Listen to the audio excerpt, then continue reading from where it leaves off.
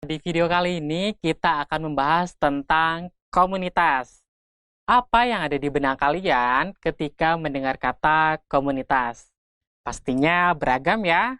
Oleh karena itu, Kak Oki akan menjelaskan agar kita memiliki satu konsep dalam sosiologi yang tegas gitu ya. Oke, kita mulai ya teman-teman. Di sini Kak Oki sudah menuliskan definisi dari komunitas. Komunitas adalah suatu kelompok sosial yang saling berinteraksi di lingkungan tertentu dan umumnya memiliki ketertarikan serta habitat yang sama. Nah, yang Kak Oki garis bawahi ini bisa menjadi kata kunci kita nih teman-teman. Bahwa komunitas ini memiliki ketertarikan. Ketertarikannya bisa minat, profesi, kemudian bisa juga agama serta habitat yang sama di lingkungan tertentu. Kalau ini memiliki maksud adanya satu wilayah atau tempat tinggal gitu ya. Nah, dijelaskan juga nih dalam arti sempit, komunitas mengacu pada kumpulan orang-orang di suatu wilayah geografi tertentu. Cukup jelas ya teman-teman. Nah, di sini juga kalau kita sudah menuliskan, komunitas ini terbentuk karena adanya keinginan dari para anggotanya untuk mencapai tujuan tertentu yang telah disepakati bersama. Ada 3 kata kunci ya, yaitu keinginan, kemudian tujuan tertentu, dan disepakati bersama. Apabila 3 hal ini sudah ada atau sudah dilakukan, maka berikutnya komunitas akan, maksud kakak, setiap anggota komunitas akan saling memberikan bantuan sesama kepada anggotanya satu sama lain sehingga dapat berkembang bersama-sama. Seperti itu ya. Oke, kita lanjutkan. Nah, di sini ada satu kata yaitu community.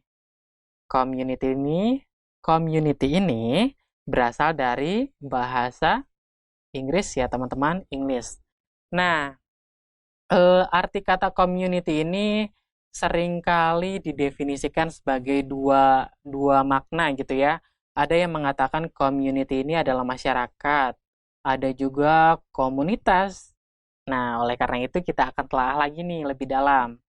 Nah, sebetulnya kata community ini lebih tepat digunakan untuk komunitas dalam ilmu sosiologi ya tentunya. Kenapa? Karena dalam komunitas harus ada persamaan visi dan misi atau tujuan gitu ya yang sudah kau jelaskan tadi sebagai latar belakang pembentuk komunitas. Nah, berbeda dengan masyarakat. Dalam masyarakat ini tidak ada visi dan misi, tapi mereka hanya sekumpulan orang-orang yang tinggal pada satu wilayah tertentu. Nah, berbeda dengan komunitas. Komunitas juga memang berkumpul pada suatu wilayah tertentu, tapi mereka memiliki visi dan misi. Jadi perbedaannya di situ ya, teman-teman. Nah, dalam perspektif sosiologi juga, komunitas dapat dibedakan dari masyarakat yang lebih luas melalui kedalaman perhatian bersama atau tingkat interaksinya yang tinggi. Tadi ya, karena memiliki tujuan yang sama, mereka akan berinteraksi lebih sering, lebih tinggi. Seperti itu ya teman-teman daripada masyarakat pada umumnya. Kemudian, di sini ada satu tokoh sosiologi. Siapa? Kalian masih ingat? Ferdinand Tönnies. Ya, dia adalah salah satu tokoh sosiologi dari mana? Dari Jerman ya. Nah, beliau berpendapat bahwa Gemeinschaft adalah komunitas. Beliau juga mengemukakan bahwa komunitas didefinisikan sebagai suatu jenis hubungan yang alami organik dari kelompok sosial yang anggotanya terikat oleh rasa memiliki serta diciptakan dari kontak sehari-hari yang mencakup berbagai macam kegiatan manusia. Nah, hal itu juga ditandai dengan hubungan yang bersifat pribadi, kemudian didasarkan pada status atau kekeluargaan, kemudian individunya dimotivasi oleh kewajiban, adat istiadat, dan loyalitas. Seperti itu ya teman-teman. Jadi dapat disimpulkan bahwa komunitas berbeda dengan masyarakat. Kemudian ada satu tokoh sosiologi yang memandang bahwa Gemeinschaft adalah komunitas. Lalu bagaimana ya ciri-ciri atau karakteristik dari komunitas itu sendiri? Kak Oki akan jelaskan di video berikutnya. Dadah!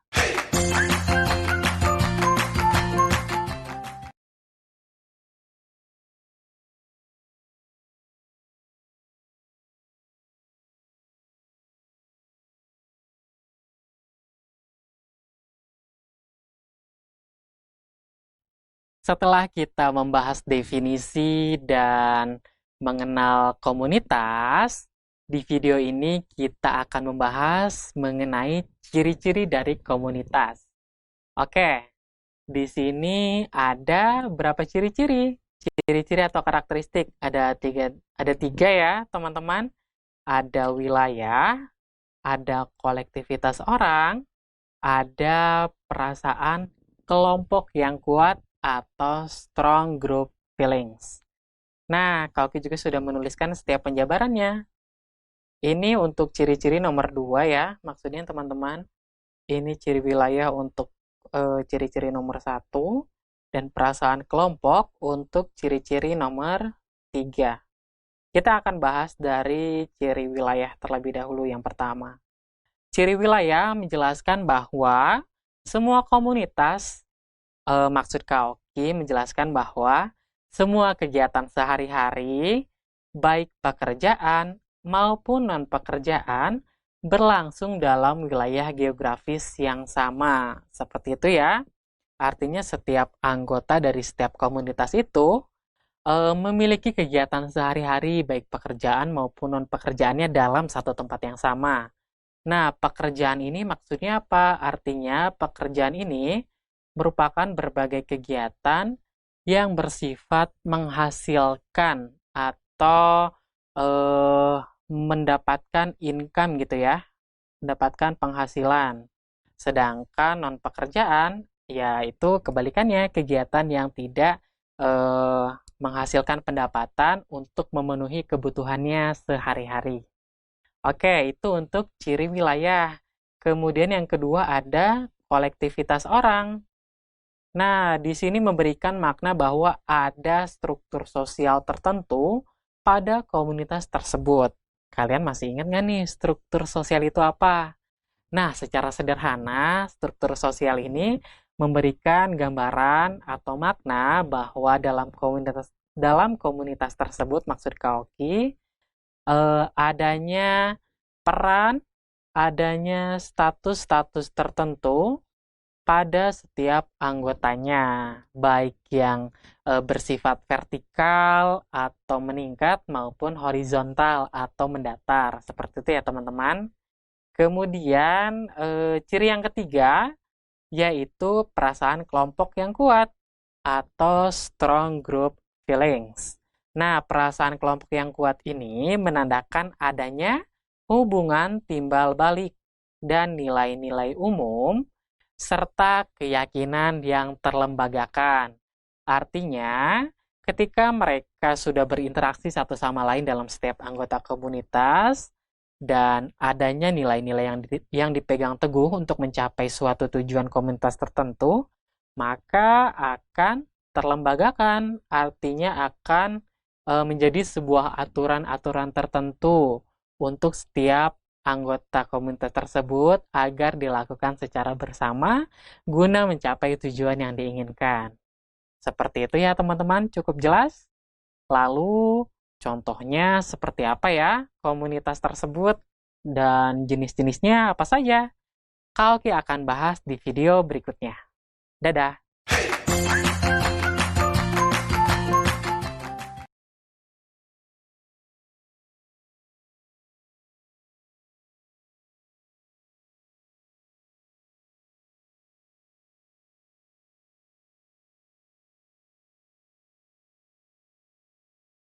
Nah, di video sebelumnya kita sudah belajar tentang definisi, kemudian kita sudah melihat pandangan salah satu tokoh sosiologi mengenai komunitas, kemudian kita juga sudah mengenali ciri-ciri atau karakteristik komunitas.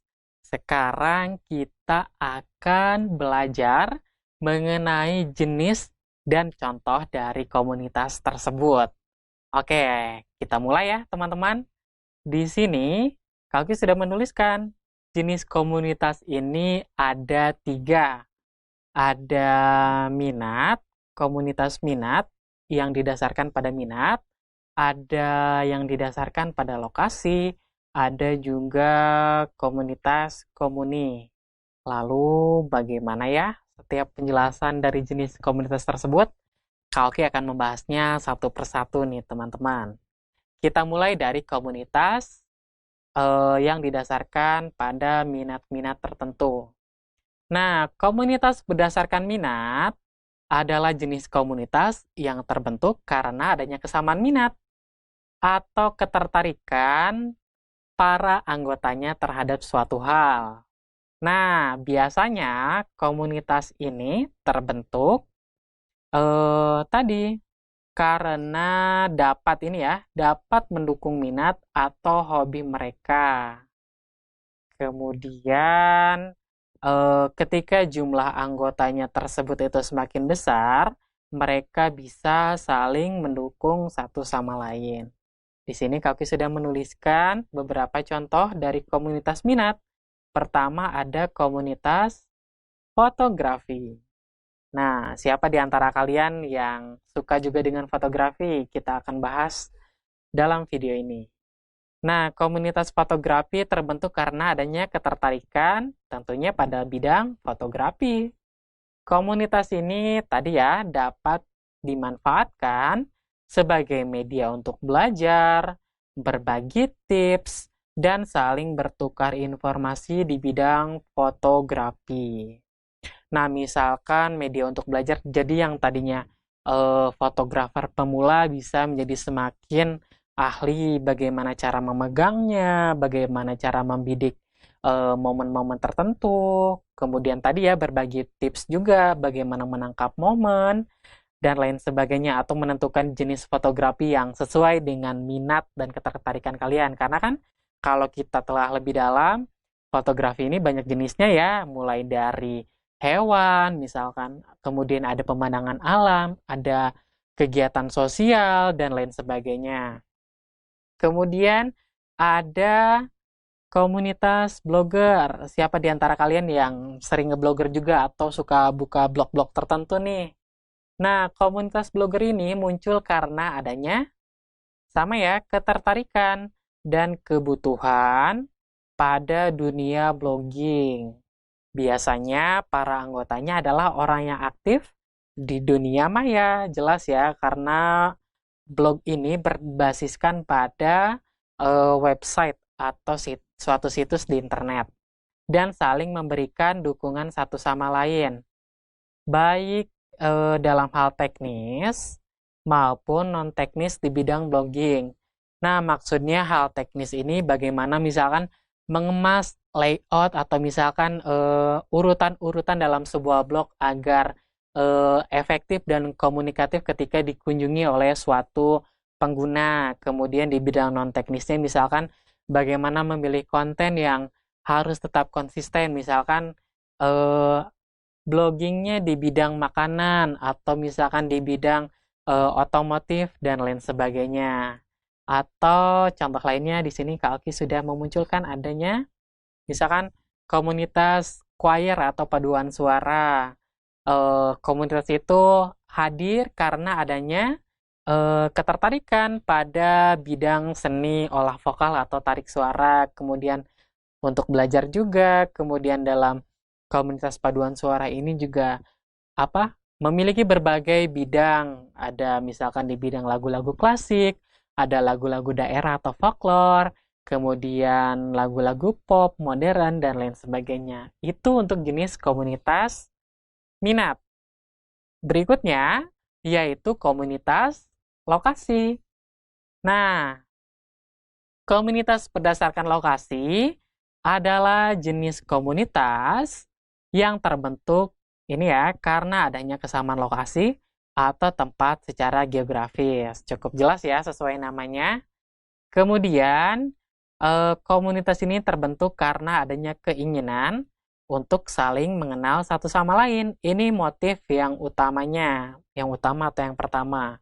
Sehingga tercipta interaksi yang dapat membantu perkembangan lingkungannya. Jadi pertama bagaimana mereka ingin saling mengenal satu sama lain karena memiliki tempat atau lokasi geografis yang sama berdekatan. Kemudian ketika sudah saling mengenal, bagaimana ya ketika kita sudah saling mengenal, akhirnya kita memberikan dampak kepada lingkungan kita, khususnya dampak-dampak yang positif tentunya. Nah, di sini ada contoh yang sudah kau tulis. Misalnya komunitas peduli Ciliwung Bogor. Ini ya, Ciliwung adalah nama sungai yang ada di Bogor. Komunitas ini terbentuk karena adanya kepedulian yang sama terhadap kelestarian sungai. Mengingat sungai-sungai yang ada di kota-kota besar sekarang biasanya sudah dicemari oleh berbagai sampah, berbagai kotoran, dan lain sebagainya. Komunitas ini maksud Kak Oki hadir sebagai bentuk kepedulian agar sungai tersebut dapat lestari dan mencegah dampak dari terjadinya banjir, kemudian penyakit dan lain sebagainya. Contoh lainnya bisa berupa misalkan komunitas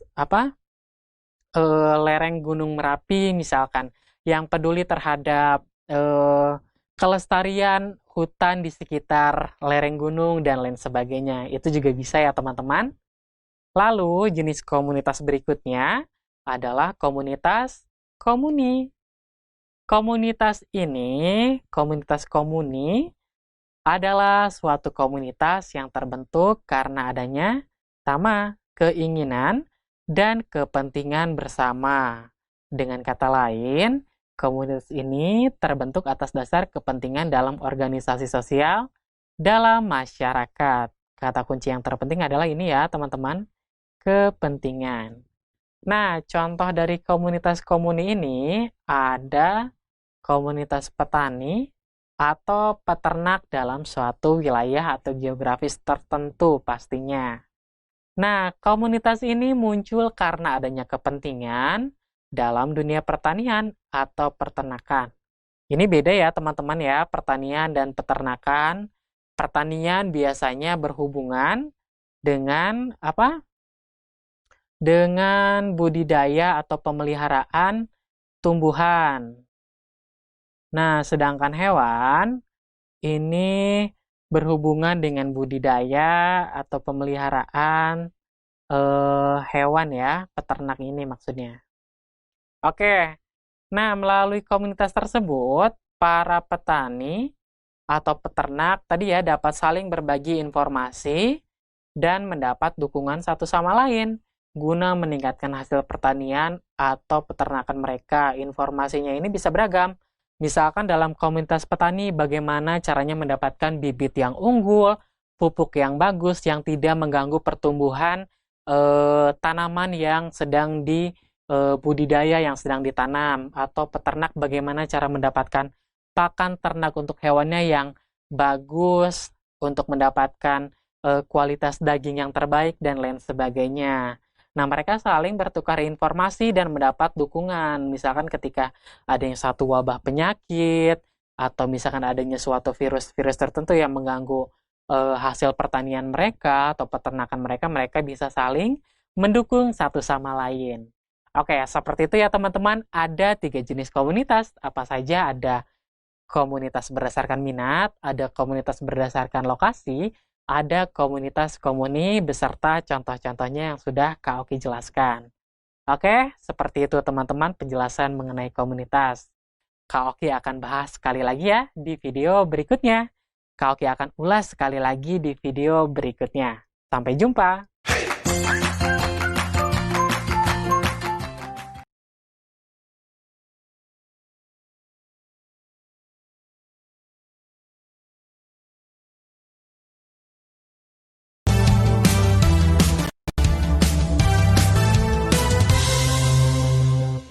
Halo teman-teman, pembahasan mengenai komunitas telah Kak Oki sampaikan semua ya. Sebelum kalian melanjutkan pembelajaran ke journey berikutnya, kita ulas sekali lagi yuk.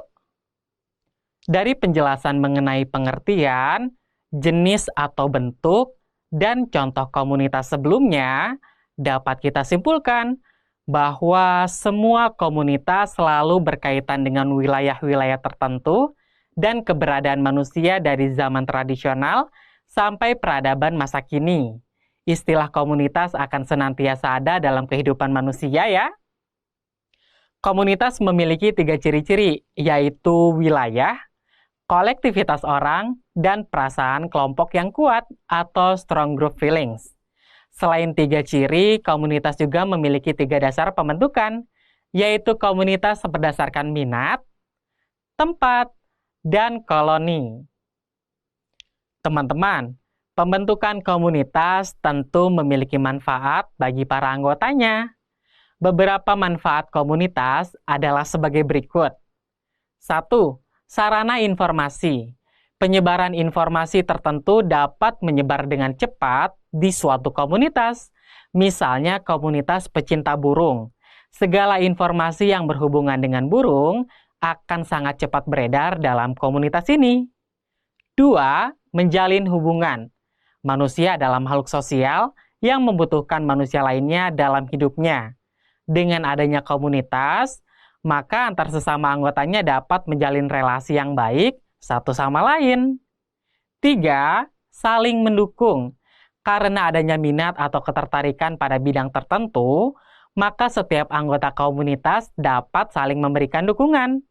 Selain mendukung sesama anggotanya, suatu komunitas juga dapat membantu orang lain di luar komunitas tersebut ya.